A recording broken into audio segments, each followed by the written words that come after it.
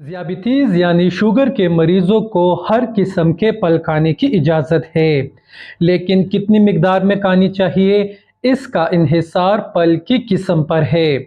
مثال کے طور پر ایک وقت میں 2 سے 3 کھجوریں یا درمیانے سائز کا آدھا آم کھایا جا سکتا ہے۔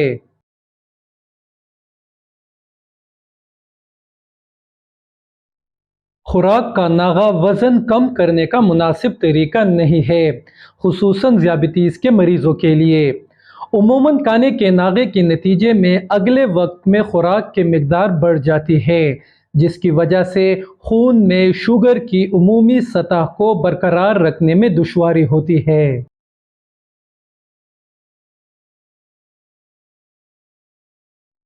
شوگر کے مریض روٹی یا ڈبل روٹی کے متبادل کے طور پر ابلے ہوئے چاول یا آلو کھا سکتے ہیں، تاہم مقدار پر قابو رکھا جائے۔ آدھا کپ چاول اور ایک چھوٹا آلو ایک چھوٹی روٹی اور ڈبل روٹی کے ایک سلائس کے برابر ہوتے ہیں۔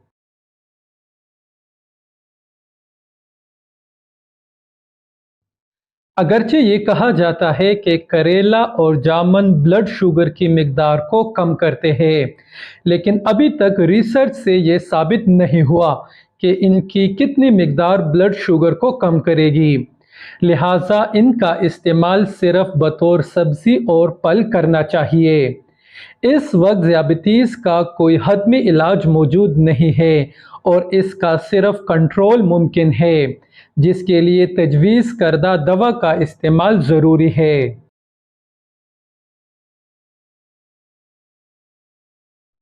اگرچہ یہ اشیاء بغیر شکر کے ہیں، لیکن اس کا مطلب یہ نہیں ہے کہ ان میں کیلوریز بھی نہیں ہوتے۔ بلڈ شوگر اور وزن پر قابو پانے کے لیے کیلوریز والے خوراک پر قابو پانا بہت اہم ہے، لہٰذا شوگر فری مٹھائیاں، آئس کریم اور پڈنگ وغیرہ سے اجتناب کرنا بہتر ہے۔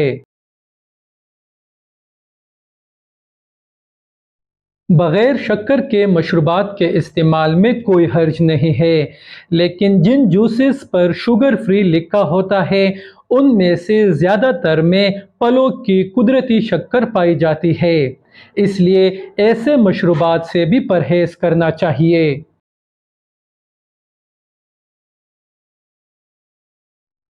چاولوں کا پانی نتھارنے سے نشاستے کی بہت کم مقدار نکل پاتی ہے، جبکہ نشاستے کی ایک بڑی مقدار چاولوں میں موجود رہتی ہے، لہٰذا ان کے کھانے میں اعتدال سے کام لینا چاہیے۔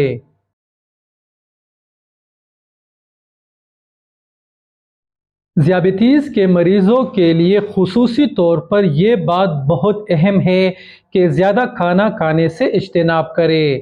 ان کی انسولین اور دوا کی مقدار کی ترتیب صرف ڈاکٹر کی ہدایت کے مطابق ہونی چاہیے۔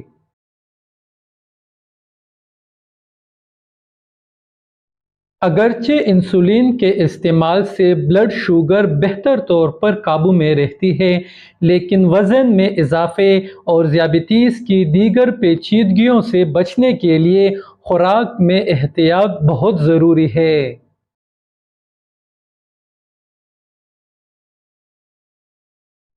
ہفتے میں کم سے کم 5 دن 30 منٹ تک باقاعدگی سے ورزش کریں۔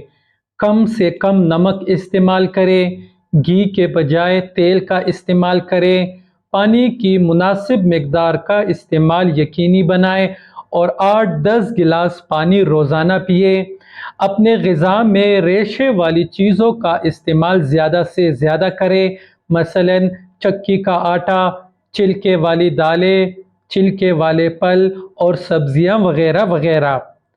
تو دوستو، ہم امید کرتے ہیں آپ کو آج کی ویڈیو اچھی اور انفارمیٹیو لگی ہوگی۔